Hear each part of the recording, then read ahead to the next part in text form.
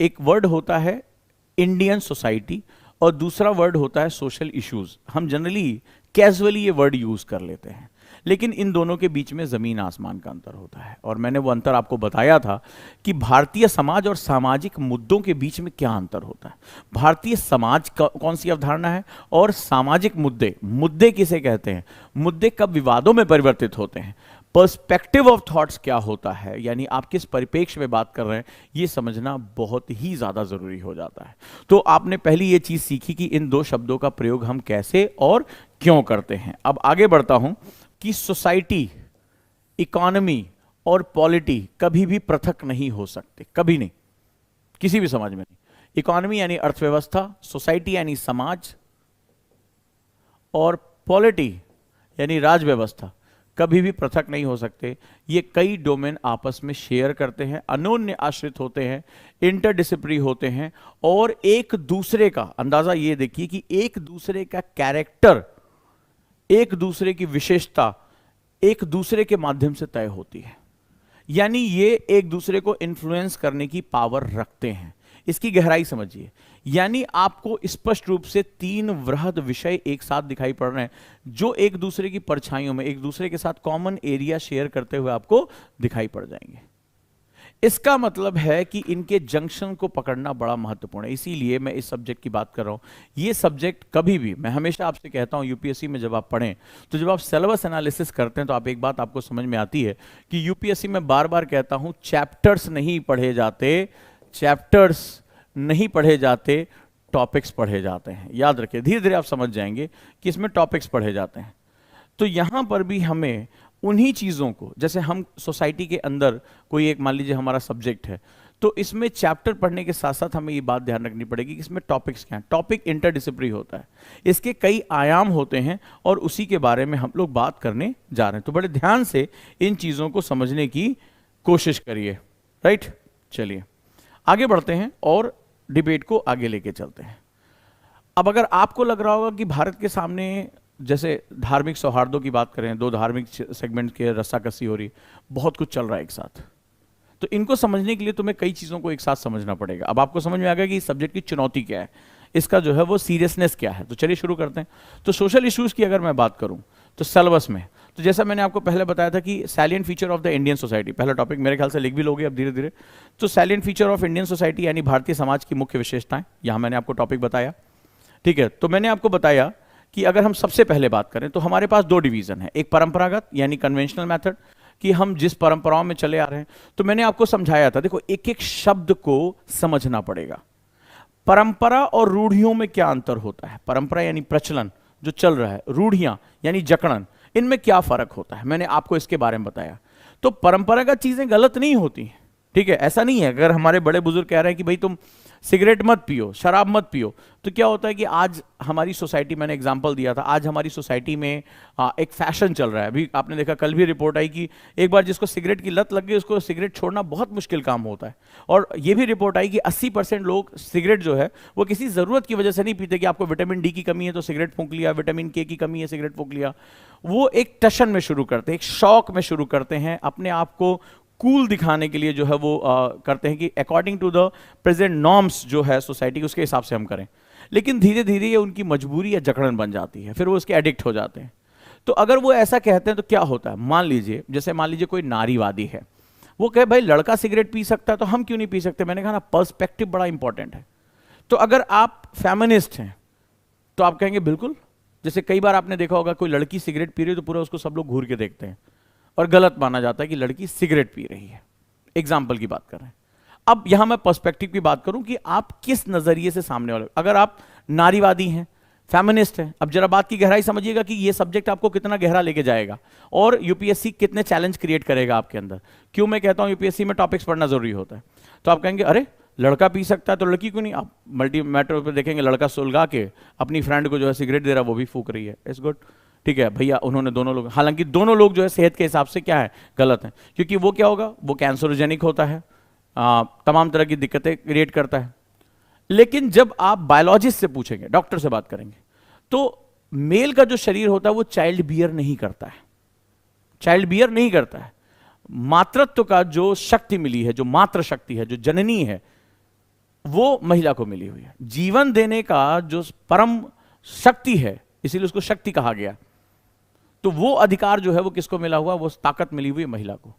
और बायोलॉजिकली ये माना जाता है कि महिला जो है जब धूम्रपान करती है तो वो सिर्फ वो नहीं बीमार पड़ेगी, जो आने वाला जीवन है वो भी उतना ही ज्यादा प्रभावित हो जाता है। अब सवाल ये है, मैंने लास्ट टाइम आपको कॉन्फ्लिक्ट सिखाया था, एक छोटा सा डैम का एग्जांपल दिया था कि डेवलपमेंट जो वर्ड है वो किसका, अगर आप बांध के इस तरफ हो, सामने आपको बिजली चाहिए, सिंचाई चाहिए, तो आप कहेंगे बांध बनना चाहिए।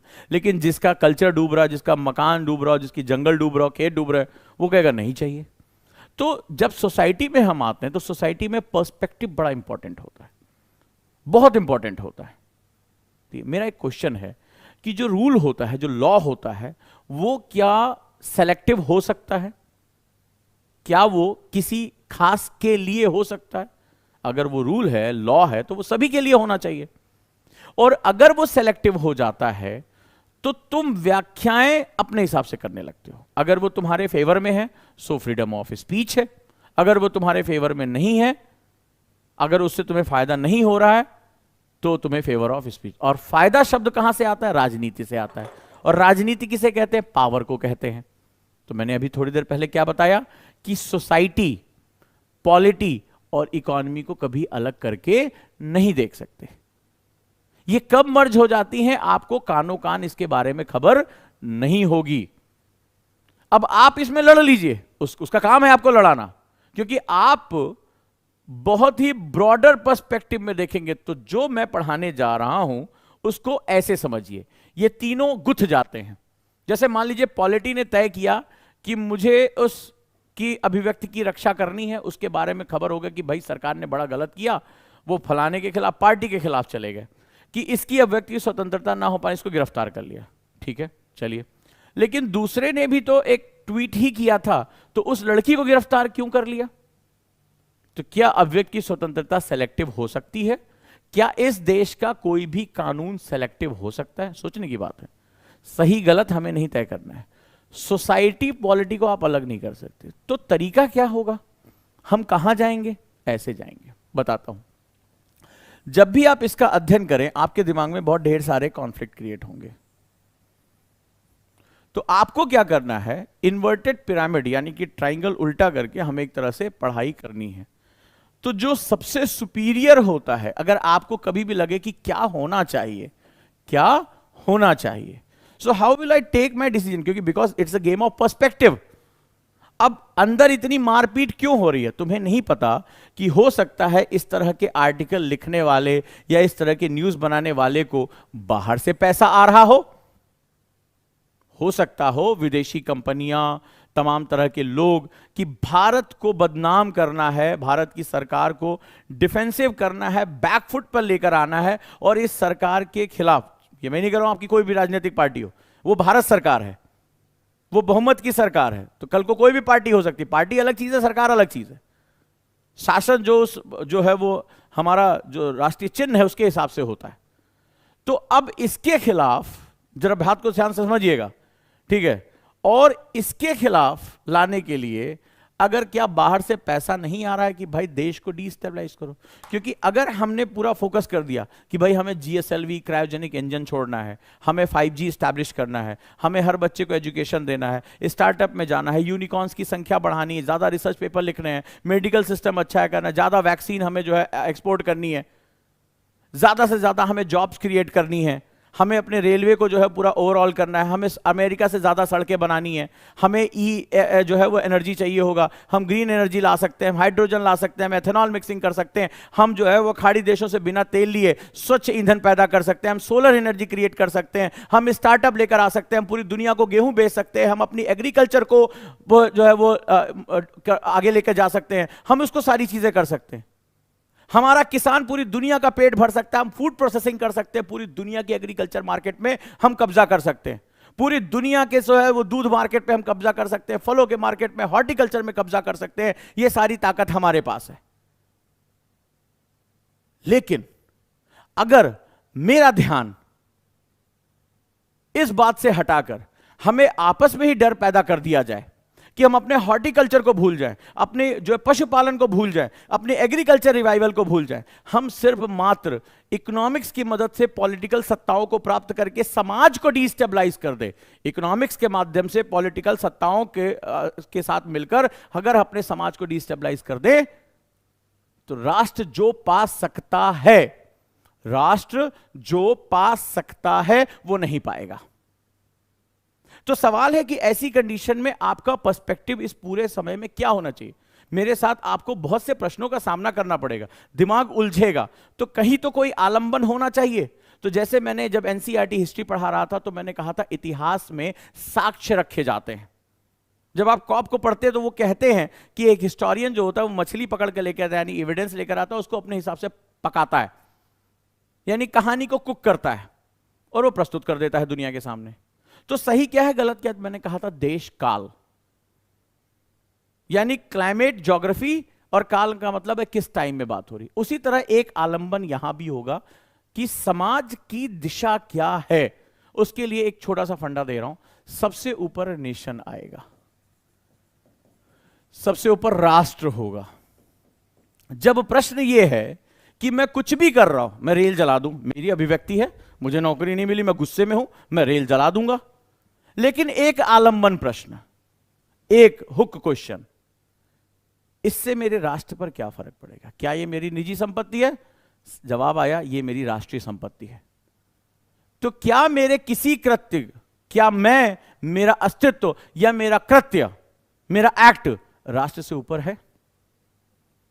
पहला क्वेश्चन यह होना चाहिए, यानी कि सब कुछ, सारी आइडेंटिटी। फिर राष्ट्र में कल्चर, हम कई बार रिलीजन को कल्चर मान लेते हैं। संस्कृति क्या है? तो इस संस्कृति, ये संस्कृति बहुत अविरल धारा, बहुत ही वृहद धारा के रूप में। फिर करते करते करते करते करते मेरा धर्म क्या है या मेरा रिलीजन क्या है, फिर कास्ट क्या है, मैं किस क्षेत्र का हूं, मेरा रीजन क्या है, एक्स वाई जेड, आप नैरोवर जाते हैं। तो राष्ट्र तब विकसित होता जब प्रश्न यह पूछा जाएगा कि हमारा रॉकेट क्यों नहीं लॉन्च हो पाया। कहते ना, आज से 20 साल पहले ही जिनको अरेस्ट किया गया एलिगेशन में, 20 साल पहले ही हमने क्रायोजेनिक इंजन बना लिया होता तो देखो क्या हुआ, 20 कीमती साल बर्बाद किए हमने। और आपको सिर्फ वो रॉकेट दिखाई पड़ रहा है, रॉकेट करता क्या है? वो रॉकेट बाढ़ की स्थिति बताता है, वो सूखे की स्थिति बताता है, वो जो सेंसर छोड़े जाते हैं वो मिट्टी की स्थिति, पानी की स्थिति बताता है। इन 20 सालों में कितने लोग बाढ़ से मर गए। अर्ली वार्निंग सिस्टम हम नहीं डेवलप कर पाए, हम दुनिया को अपनी साइंस की ताकत नहीं बता पाए। अब तक शायद 20 सालों में हमने बहुत ही उन्नत किस्म के रॉकेट स्थापित कर लिए होते और शायद हम पूरी दुनिया से पैसा कमा रहे होते, शायद आज हम अपनी सीमाओं को ज्यादा सुरक्षित कर पाते। इनके बहुत बड़े दूरगामी परिणाम होते हैं। शायद आज 5G हमारे तुम्हारे जीवन का एक आम हिस्सा होता, शायद आज मेरे गांव के अंतिम छोर पर बैठे बच्चे को भी ऑनलाइन एजुकेशन मिल रही होती, आज शायद बस्तर झारखंड के दूर दराज के अस्पतालों में भी टेली मेडिसिन मिल रही होती। वो एम्स के डॉक्टर से सीधे लाइव बात करता कि प्रभु ये है, और वो सारी रिपोर्ट्स लाइव आती जाती, तो वहां उसको भागकर दिल्ली नहीं आना पड़ता इलाज के लिए, वो अपनी जगह पर ही बेहतरीन चिकित्सा सुविधा प्राप्त कर सकता था।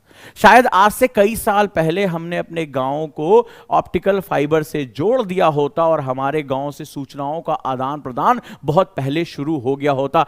आज मेरे पास जाने कितने काश और जाने कितने शायद हैं। क्यों? क्योंकि हम कुछ क्षणों के लिए राष्ट्र को पीछे लेके चले गए। हमारी अपनी व्यक्तिगत लालसा, हमारी व्यक्तिगत अपनी लोलुपता, हमारी अपनी पर्सनल जो एस्पिरेशंस हैं वो हमारे राष्ट्र के ऊपर आ गए। तो जब जब किसी राष्ट्र में लोगों की अपनी व्यक्तिगत महत्वाकांक्षाएं, अपनी पहचानें जो कि बहुत नैरोअर होती हैं, जब राष्ट्र पतन पे तब जाता है, याद रखिएगा, आप यहीं से अंदाजा लगा सकते हैं, जब हम इस ट्रायंगल को ऐसा कर देते हैं। यानी मेरे सारे एक्ट में राष्ट्र, सारे भाड़ में का देखा जाएगा बे, ठीक है, जब मैं कौन हूं, मेरी पहचान क्या है, चाहे वो धार्मिक हो, जातीय हो, सांप्रदायिक हो, कोई भी पहचान हो, क्षेत्रीय, भाषाई, लैंगिक, नृजातीय, एंथ्रोपोजेनिक, जो भी मेरी पहचान हो, जब मैं उसको सर्वोपरि रख लेता हूं तो फिर मैं राष्ट्र विरोधी हो जाता हूं। फिर राष्ट्र को किसी दुश्मन को पालने की जरूरत नहीं होती है। कहते हैं ना, जब ऐसे दोस्त हैं तो दुश्मन पालने की जरूरत ही नहीं, बस सिंपल सा। तो इससे पहले जो तुम डेमोग्राफिक डिविडेंड कह रहे थे, ये डेमोग्राफिक डिविडेंड था, जनांकीय लाभांश था। भारत युवाओं का देश है। We have lot of aspirations, we have lot of manpower, technology, infusions, सब कुछ है हमारे पास, सब कुछ है हमारे पास। बट सिर्फ थोड़े से पर्सपेक्टिव बदल जाए और सब कुछ नष्ट हो जाता है। इसको डेमोग्राफिक अभिशाप के नाम से जानते हैं, कर्स कहते हैं इसको, राइट। और उस समय उन्माद होता है, उस समय लोकतंत्र जो होता है यानी डेमोक्रेसी, राइट, डेमोक्रेसी जो होती है इस अवस्था में वो मोबोक्रेसी में कन्वर्ट हो जाती है, यानी लोकतंत्र भीड़ तंत्र में परिवर्तित हो जाता है और भीड़ कुछ नहीं देखती है। फिर वहां संसाधनों को पकड़ने की होड़ शुरू हो जाती है। यह बहुत महत्वपूर्ण चलन होता है। इसीलिए तुम कभी कभी देखते हो कि राष्ट्र अचानक से उत्थान की तरफ जाने लगता है। जब हम पाकिस्तान को हराते हैं, जब ओलंपिक में गोल्ड मेडल लाते हैं, अचानक से पूरा देश आह्लादित हो जाता है, अपने हीरोज को बात करने लगता है, घरों में खेल के बारे में बात होने लगती है। जब कोई लड़की किसी बड़े एग्जाम को टॉप करती है तो घरों घरों में बात होती है कि हमारी बच्ची भी पढ़ कर सकती है। समाज में परिवर्तन होने लगते हैं, लोग इन छोटी छोटी चीजों से निकलकर पॉजिटिव चीजों के बारे में बात करने लगते हैं, एग्रीकल्चर को बढ़ाने की बात करने लगते हैं। पढ़े लिखे लोग एग्रीकल्चर में आने का रास्ता ढूंढने लगते हैं। उनको लगता है कि भारत की कहानी बहुत बड़ी हो सकती है। हम फिर से अपने हैंडलूम, अपने हैंडीक्राफ्ट को रिवाइव करने लगते हैं। गांव गांव, देहात देहात जो कलाएं थी, जो पेंटिंग्स थी, जो हमारी कारीगरी थी, उनको हम विश्व पटल पर लाना शुरू कर देते हैं। और सरकारों के दायरों से निकलकर जब कोई आंदोलन, कोई चेतना, कोई अवेयरनेस लोगों तक पहुंच जाती है, याद रखिएगा यह हमेशा रहा है, हमने आजादी भी इसी तरह से हासिल की है। जब सरकारों के दायरे से निकलकर कोई चेतना, कोई अवेयरनेस, कोई डिमांड लोगों तक पहुंच जाती है तो उसकी शक्ति सम्मिलित हो जाती है। और वो जो पावर एक्यूमुलेशन होता है वो टाइम को घटा देता है। राष्ट्र बहुत तेजी से उत्परिवर्तित हो जाता है, नेशन जो है वो अपने आप को सडनली चेंज कर लेता है। और हम तुम कौन है? उसी को एजेंट ऑफ चेंज कहते हैं। क्या करना चाहते हैं? यूपीएससी जाना चाहते हैं। क्यों जाना चाहते हैं? दहेज ज्यादा मिलेगा, हो सकता है किसी के दिमाग में हो। पावर खूब दबा लेंगे, हो सकता है। पड़ोसियों पीट पीट के अधमरा कर देंगे, हो सकता है दिमाग में। लेकिन मैं जहां तक समझता हूं कि आज जिस एज में आप हैं वो आप एजेंट ऑफ चेंज इसलिए बनना चाहते हैं क्योंकि इस देश की गाड़ी का जो पहिया है उसको तेजी से घुमा सके, तेजी से घुमा सके। इसका क्या मतलब है? इसका मतलब है कि मैं पहिए के साथ घूमने का मजा नहीं लेना चाहता हूं, मैं तेजी से पहिए को घुमाना चाहता हूं। तो जब कोई गाड़ी धीमे या फंसी होती है तो आपको उसमें श्रम करना पड़ता है, धक्का देना पड़ता है। तो तुम कौन हो? एजेंट ऑफ चेंज हो। तुम उस गाड़ी के ऊपर बैठ के मजा नहीं लेना चाहते हो, तुम उन साहसिक लोगों में से हो जो उतर कर गाड़ी को कीचड़ से निकालने के लिए कीचड़ में घुसकर धक्का देने की हैसियत रखता है। उसको पता है कि मेरा शरीर सन जाएगा, गंदा होगा, मुझे बहुत पसीना बहाना पड़ेगा, श्रम करना पड़ेगा। कुछ लोग मजे से गाड़ी में बैठे रहते हैं। अच्छा धक्का दे रहे हो का? 4 लोग उतर गए तो हमें उतरने का जरूरत है? ऐसे होता है ना, तुमने भी कई बार देखा होगा, बस बंद हो जाती है तो लोग उतर के, लेकिन सारे लोग धक्का नहीं देते हैं। कुछ लोग गमरूरा के बैठे रहते हैं, अरे कौन उठे, कोई ना कोई जाके धक्का दे देगा। तो समाज का एक बड़ा हिस्सा उसी बस में बैठा हुआ व्यक्ति है जो सोच रहा है कोई ना कोई तो धक्का दे देगा, हम चल लेंगे बे, जाके घर में बताएंगे देखो यार स्मार्ट थे, उतरे नहीं और गाड़ी फिर भी ऑन हो गई। लेकिन कुछ लोग जानते हैं कि अपने आप नहीं स्टार्ट होगी, उनके अंदर साहस होता है, वो परिवर्तन के जो है वो एजेंट होते हैं, वो आगे बढ़ते हैं और निकलकर बस को धक्का देते हैं। गर्मी में तपते हैं, श्रम करते हैं, अपनी ताकत लगाते हैं और बस स्टार्ट हो जाती है। तो एजेंट ऑफ चेंज के रूप में जिस दिन आपने यूपीएससी में जाने का सोचा, उसी दिन आपके अंदर अब ये तय करना होगा कि मैं बस में बैठकर छां का मजा लूंगा कि कोई ना कोई तो आएगा और धक्का दे देगा। भारत की बहुत बड़ा वर्ग इसी बात का इंतजार कर रहा है कि कोई ना कोई सरकार तो आएगी जो मेरा कर्ज माफ कर देगी, कोई ना कोई सरकार जो आएगी वो कुछ ना कुछ तो यार मुझे दान दक्षिणा में दे देगी, कुछ ना कुछ तो फ्री देगी अगर उसको वोट चाहिए। लेकिन कुछ लोग ऐसे भी हैं जो भारत की इस ताकत को समझकर चाहते हैं कि मैं भारत की गाड़ी को तेजी से धक्का देकर उन्हें आगे लेकर जाऊं। और यही डिवाइडिंग लाइन आज का समय है, यही डिवाइडिंग लाइन है। समाज का एक बड़ा हिस्सा इंतजार कर रहा है और समाज का एक हिस्सा जो यूथ है वो परिवर्तन की एक आंधी चला रहा है। क्या यह चमत्कार नहीं है कि आज हमने ब्रिटेन को पीछे करके एक तीसरा सबसे बड़ा इकोनॉमिक इकोसिस्टम बना लिया है?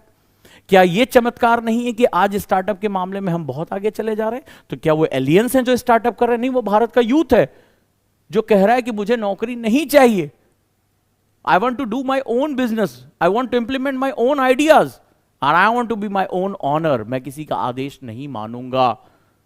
और कितने साल के बच्चे? 24, 25, 26, 28, and they are in the part of unicorns. 100 crore रुपए की इन्वेस्टमेंट लेकर बैठे हुए हैं, वो टेक्नोलॉजी रिवोल्यूशनाइज कर रहे हैं ना, वो यूथ है। तो अगर तुम्हारा मीडिया ये दिखाता है कि भारत में केवल दंगे हो रहे हैं, केवल अल्पसंख्यक बहुसंख्यक की लड़ाई चल रही है, केवल जो है वो काली मुर्गी सफेद अंडा दे रही है, नहीं, भारत इससे ऊपर है कहीं। तुम्हें कानो कान खबर नहीं चल रहा है कि हम अमेरिका के बराबर सड़कें बनाने जा रहे हैं? देखते देखते हमने वैक्सीन टेक्नोलॉजी में क्रांति क्रिएट कर दी। हमारे लोगों ने कहते थे इंडियन मेडिकल सिस्टम बहुत दबा हुआ है, ब्रिक्स कंट्रीज में सबसे कम हमारे पास बजट था।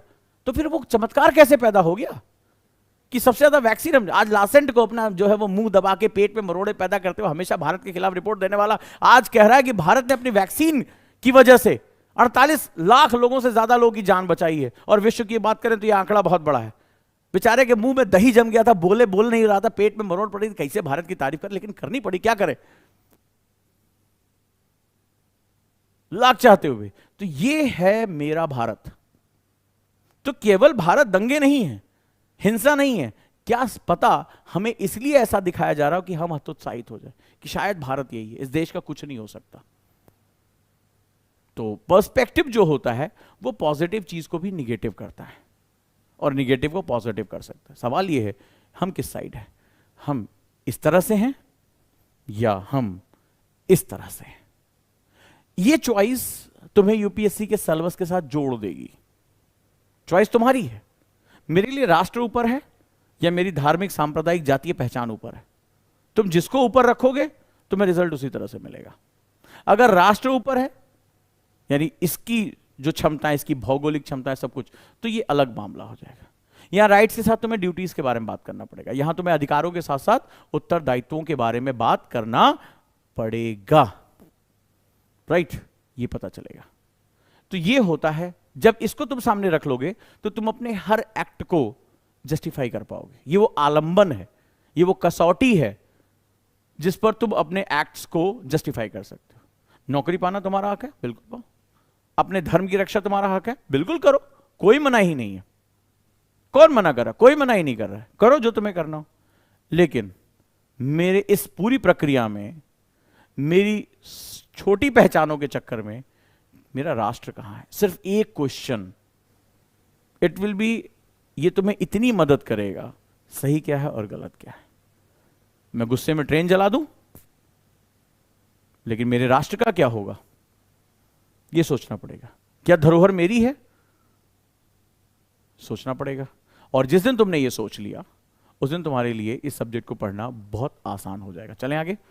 तो मैंने बात किया था परंपरागत और आधुनिक को लेकर। अभी इसमें बहुत बवाल है।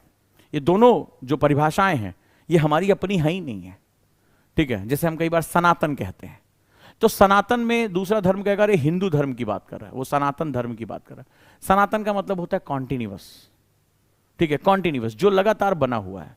वो बेसिकली संस्कृति है। हम में से बहुत से लोग कल्चर और रिलीजन के बीच का अंतर ही नहीं जानते। हम कई बार रिलीजियस कल्चर की बात करने लगते हैं। हमें लगता है कि हमारा रिलीजन ही हमारा कल्चर है। बिल्कुल गलत। एक बीज तरबूज नहीं हो सकता। अगर कल्चर तरबूज है तो उसके बीज यानी सीड्स जो हैं, वाटरमेलन के सीड्स हैं, वो आपका जो भी आपकी जाति है, जो भी आपका धर्म है, जो भी आपकी मान्यताएं हैं, वो उसके साथ हैं। लेकिन जब हम रिलीजन को कल्चर से भी ऊपर लेकर आते हैं, बवाल तब शुरू होता है। जब हम रिलीजियस कल्चर की बात करने लगते हैं, बवाल तब शुरू होता है। तो चलिए आगे बढ़ते हैं। तो बात होगी परंपरागत की। तो हर चीज का पॉजिटिव और नेगेटिव हो, कोई भी चीज एब्सोल्यूट नहीं है संसार में। तो चलो बात कर लेते हैं। तो परंपरागत में मान लो कन्वेंशनल हो गया।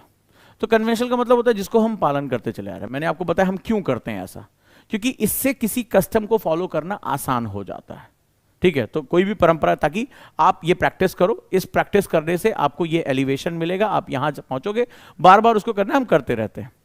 प्रॉब्लम कहां होती है? परंपराएं रूढ़ियों में कब परिवर्तित हो जाती? मैंने आपको बताया जब आप प्रश्न पूछना जो है बंद कर देते हैं या प्रश्न पूछने पर आपको सजा दी जाती है। जब परंपराओं में मैं ये कर रहा हूं, लेकिन मैं ये क्यों कर रहा हूं? अब जैसे आपने क्यों पूछा, आपको पीट दिया गया रख के, तो दिक्कत है। तो वो क्या होगा, रूढ़ियों में परिवर्तित हो जाएंगे। बोला ऐसे ही लिखा है, ऐसे ही कहा है, बोला ये चीज करनी है, क्यों करनी है, फलाना जगह पे महिला को नहीं जाना, आप लॉजिक दो, साइंटिफिक लॉजिक दो मेरे को। बोला नहीं नहीं ऐसे ही है, और नहीं करोगे तो पिटोगे, फलाना जगह ये नहीं हो सकता, फलाना जगह वो नहीं हो सकता, उसकी उसकी शादी नहीं हो सकती। बोले इसका वजह साइंस दो मेरे को, मुझे इसका तर्क दो, मैं क्वेश्चन पूछ रहा हूं क्यों नहीं हो सकता, आप मुझे साइंटिफिकली प्रूव कर दो। नहीं, बोले साइंटिफिक नहीं, हम जो है वो जूते से प्रूव करेंगे। तो वहां दिक्कत है, फिर वो किस में कन्वर्ट हो जाएगा, रूढ़ियों या जकड़न में। यानी आप प्रश्न पूछोगे तो आपको पीटा जाएगा कहीं पर भी। मैं क्या किसी धर्म किसी भाषा के बारे में बात नहीं कर रहा हूं, ये सभी चीजों के साथ आएगा। तो जब परंपराएं रूढ़ियों में परिवर्तित, यानी विवेक तर्क प्रश्न ये गायब हो जाएंगे, तो वो जकड़न में परिवर्तित हो जाएगा। दूसरा, परंपराओं के विरोध में पूरे वेस्टर्न जो ऑरा क्रिएट किया गया, जो पश्चिमी सभ्यता आई, उन्होंने कहा कि वी आर द मॉडर्न। अच्छा, इनका भी बड़ा अजीबोगरीब है, इन्होंने दुनिया भर के जहां पूरे अपनी सत्ता काबिज की, वहां के इतिहास को इन्होंने खत्म किया और अपने वाले इतिहास को ले जाकर रख दिया, और अपने इतिहास को रखा, और उन्होंने इस तरह से रखा कि मतलब ये कोई मामूली लोग नहीं थे, व्हाइट मैन्स बर्डन लेकर आए थे। इनको ईश्वर ने कहा था कि तुम्हें जाना और दुनिया भर के असभ्य लोगों को शिक्षित करना, बहुत पेन सहना पड़ेगा तुम्हें। ये अपने कंधे पे क्रॉस लिए घूम रहे थे और पूरी दुनिया को बता रहे थे कि इनके जो थॉट्स हैं, इनकी जो चीजें हैं, वो बहुत साइंटिफिक हैं, वो आधुनिक है। और कई लोगों ने उसको मान भी लिया, क्योंकि उनको पता ही नहीं था कि, क्योंकि हमें क्या होता है, हम निर्वात में नहीं रह सकते। जब बिल्कुल जैसे मैकाले भारत में आया, तो उसने भारतीय सभ्यता को धीरे धीरे धीरे, और सभ्यता की जब मैं बात कर रहा हूं, कल्चर की बात कर रहा हूं, सिविलाइजेशन की बात कर रहा हूं, तो मैं हिंदू और मुस्लिम सिविलाइजेशन की बात नहीं कर रहा हूं, ये दोनों है, धर्म रिलीजन और कल्चर को अलग अलग करके समझना। तो जब वो इंडियन सिविलाइजेशन में आया, तो पहले उसने मैकाले ने हमारी जड़ें काटी, फिर उन्होंने बिल्कुल तरीके से रखा, देखो ये है वेस्टर्न एजुकेशन, ये है वेस्टर्न थॉट्स, ये है वेस्टर्न साइंस, ये वेस्टर्न फिलॉसफी, ये है वो है। तो हम में से भी कई लोग जो है वो पलट के देखना चाहते थे, यार हम भी तो इंडियन हैं, हमारा भी तो कहीं ज्ञान विज्ञान होगा। अच्छा, पूरा का मामला गायब था। हिस्ट्री जो उन्होंने बताई हमने पढ़ी, आर्यन थ्योरी बाहर से आई, हमने मान लिया, हाँ आई, यहां पर जो है द्रविडियन की ऐसी तैसी करके रख दी, वही दास वही गुलाम। हमने कहा लग तो सही रहा यार, ऐसी ही बात रही होगी। क्यों? क्योंकि हम आलंबन ढूंढ रहे थे, और जब हमें आलंबन में बोले कि नहीं मैं ऐसा नहीं है इंडियन, तब तुम किसी को बोलते हो तो बोले प्रूफ दो, तुम्हारा गवाह गायब है, तो प्रूफ कैसे दे, तो तुम्हारे पास विकल्प क्या बचता, हाँ तुम जो कह रहे हो ठीक ही कह रहे होगे भाई। तो ऐसा नहीं कि सारे इंडियन ने जो है वेस्टर्नाइजेशन को एक्सेप्ट कर लिया, बट जब तुम अपना तर्क ढूंढ रहे थे, जब तुम अपना नॉलेज ढूंढ रहे थे, तुम गायब थे। उन्होंने बहुत तरीके से तुम्हें गायब किया, तुम्हारी चीजों को अपने पास ले गए, वहां अपने यहां ट्रांसलेट कराया, तुम्हें केवल अपने पढ़ाया। बोला यहीं से तो शुरू हो रहा है, और हमने भी किताबों में डालना शुरू किया मॉडर्न इंडिया। मतलब जहां से ब्रिटिश राज आता है, जब पुराने इतिहासकारों को पढ़ोगे तो उसमें लिखा होता है हिंदू हिस्ट्री, मुस्लिम इस्लाम हिस्ट्री और मॉडर्न हिस्ट्री। देखो कितना सोच समझ के इन्होंने लाइनें ड्रॉ की, हिंदू हिस्ट्री, मुस्लिम हिस्ट्री और मॉडर्न हिस्ट्री। मतलब जहां से अंग्रेज आए वो मॉडर्न हो गया, ठीक है, मॉडर्न हो गया। तो एक तरह से ये मानसिक दास्ता है, एक स्लेवरी है, मेंटल स्लेवरी। और उसका कारण ये है कि उन्होंने बहुत संस्थागत तरीके से, पीछे हमारा कुछ बचा ही नहीं, हम देखेंगे, हम प्रूफ कि तुम्हें क्या दें, कि हम कौन हैं, हम कहां से आए, हमारे कल्चर की महानता क्या है। तुम जिस सिस्टम को भी 400 साल से तुम जो है कबीला थे, अब तुम आए हो, तुम अपनी बात कहने की कोशिश करो, लेकिन मैं तुम्हें प्रूफ नहीं दे पा रहा हूं। तो उन्होंने हमारा मजाक उड़ाना शुरू किया, अरे गपबाज है ससुरा, ऐसे बोला गपबाज, अरे कुछ नहीं जानते, ये सब जो अंधविश्वासी सपेरे हैं, ठीक है, ये सब जो है वो स्नेक चार्म काला मैजिक करते घूमते रहते। अच्छा, तो रिनासा से पहले तुम क्या करते थे? लेकिन हमारे पास कहने के लिए कुछ था नहीं, हमारे एविडेंसेस खत्म कर दिए, हमें हमारी जड़ों से हटाया गया, तो हम मजबूर थे उनके सामने तर्क नहीं कर पाने की वजह से। तो ये बहुत बड़ा एक प्रोपेगेंडा था जिसके साथ हम रहे। अब जैसे आधुनिक की बात हुई, तो उन्होंने कहा नहीं एवरीथिंग इज, उन्होंने एक नैरेटिव किया, और आगे चलकर बहुत से भारतीय लेखक, बहुत से भारतीय नेता, नीति नियंता, वो चाहे अनचाहे, कई बार वो चाहते थे, कई बार वो अनचाहे, उनके पास मजबूरी थी, वो किसी और चीज को फॉलो नहीं कर सकते थे। क्या हुआ? उन्होंने कहा कि one who is western that is modern. सारे बवाल की जड़ हुई है। Still now still now each and, अब तो और ज्यादा खतरनाक हो गया है। एक दिन मैं आर्टिकल लिख रहा था कि अंग्रेजों के शासन ने भारतीय संस्कृति को उतना नुकसान नहीं पहुंचाया जितना ग्लोबलाइजेशन ने पहुंचाया 1991 के बाद से। तुम देखो स्टिल नाउ हमारा खान पान, रहन सहन, सामाजिक व्यवस्थाएं, पारिवारिक व्यवस्थाएं, हमारे रिश्ते नाते, सब कुछ तबाह हुए और अंधभक्ति में हम चले गए। One who is western that is modern, one who is western that is modern.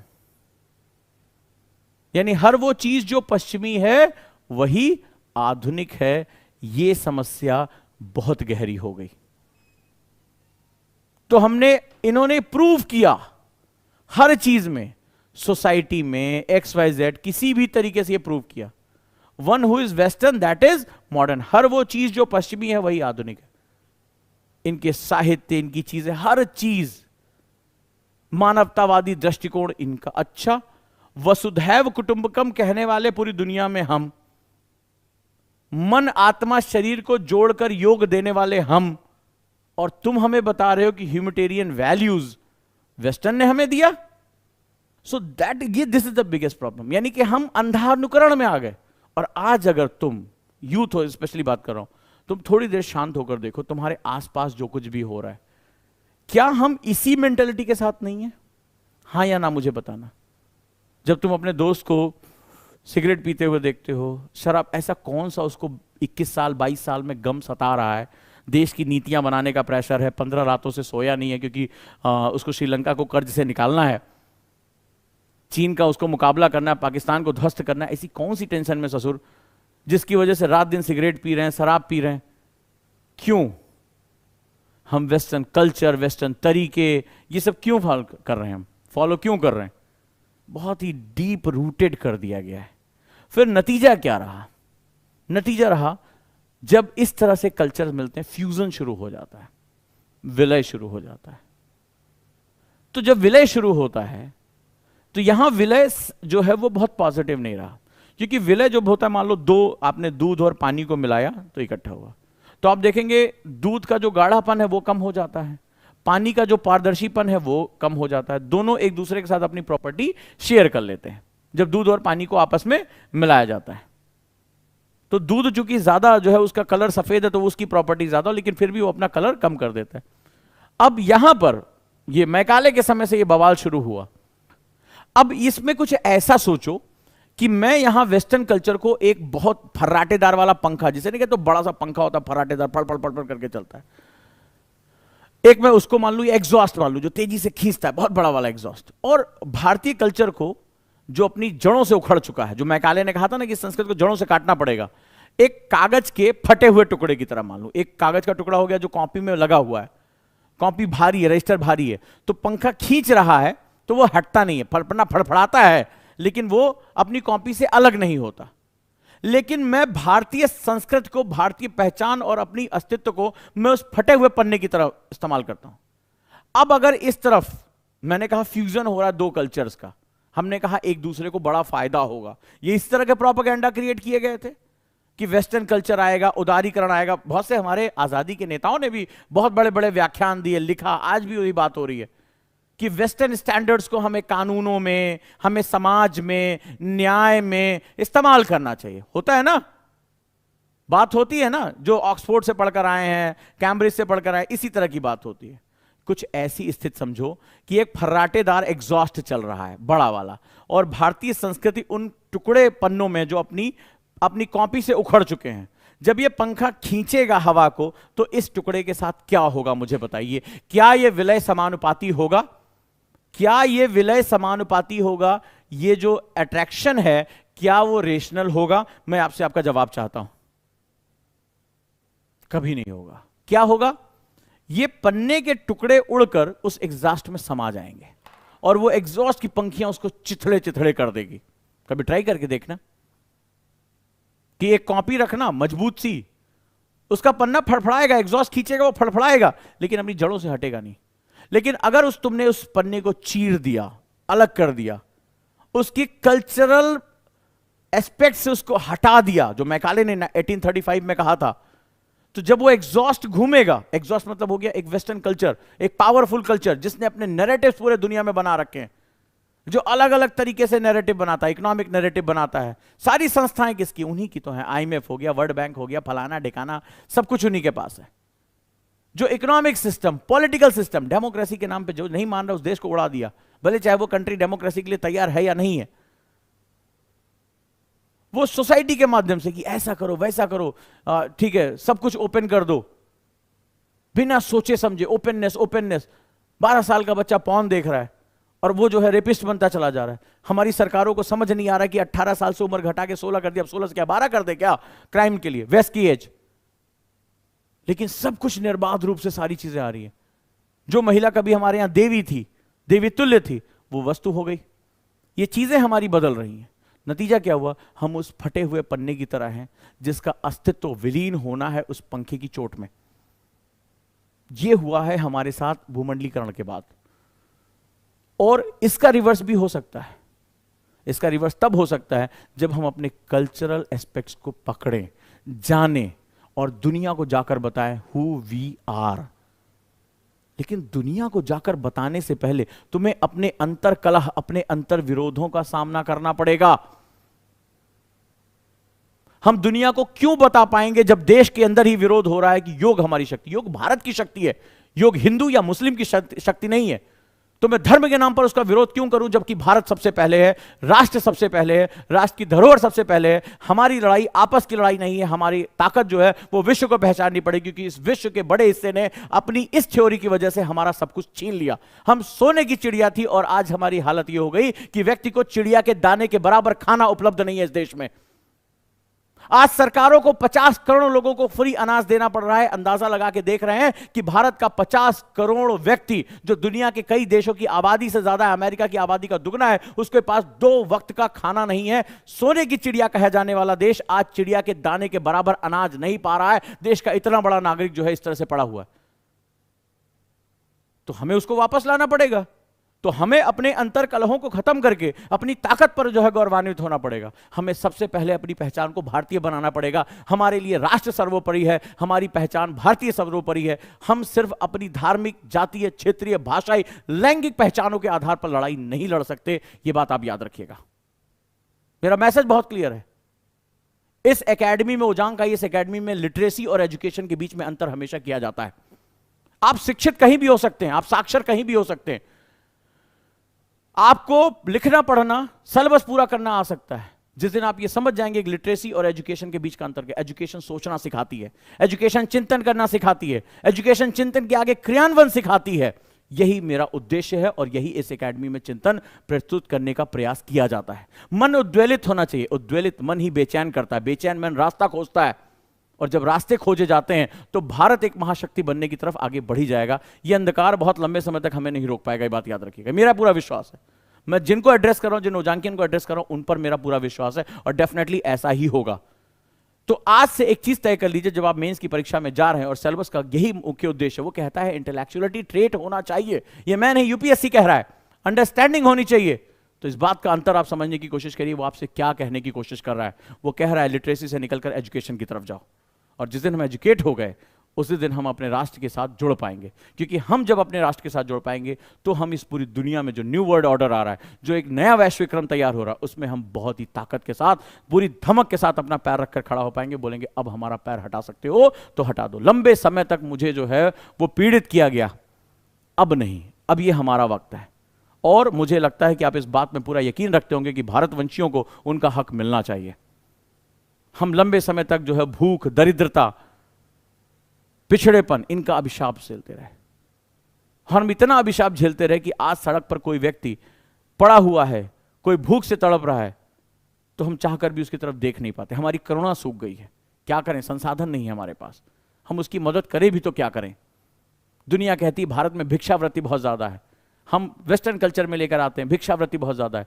अरे भिक्षावृत्ति तो है, लेकिन हम अपनी इनकम का एक हिस्सा उसकी तरफ हम बढ़ा रहे हैं। मजबूरी है कि मेरा ही हिंदुस्तानी, मेरे ही राष्ट्र का व्यक्ति 2 वक्त का खाना नहीं पा सकता। मेरा ही जो है वो बच्चा 2 वक्त की जो है वो अपनी पढ़ाई नहीं कर सकता, कुपोषण जो है शिकार है, पोषण नहीं प्राप्त कर सकता। तो सवाल है, जिम्मेदारी तो लेनी पड़ेगी, क्योंकि राष्ट्र हमारा है, अमेरिकन का नहीं, चाइनीज का नहीं, ब्रिटिश का नहीं, ये भारतवासियों का राष्ट्र है। तो भारत का सुधार की जिम्मेदारी क्या चाइनीज लेंगे, अमेरिकन लेंगे? भारत के सुधार की, भारत की उन्नति की जिम्मेदारी भारतीय ही लेंगे। तो जो भारतीय हैं वो जिम्मेदारी लेना शुरू कर देंगे, और जो मात्र किसी धार्मिक पहचान में है, जातीय पहचान में, क्षेत्रीय पहचान में, उनको ज्यादा चिंता करने की आवश्यकता नहीं है। ठीक है, वक्त के पटल पर वो नापे जाएंगे, ये बिल्कुल तय बात है। उम्मीद करता हूं कि आज की क्लास का डिबेट आपको अच्छा लगा होगा।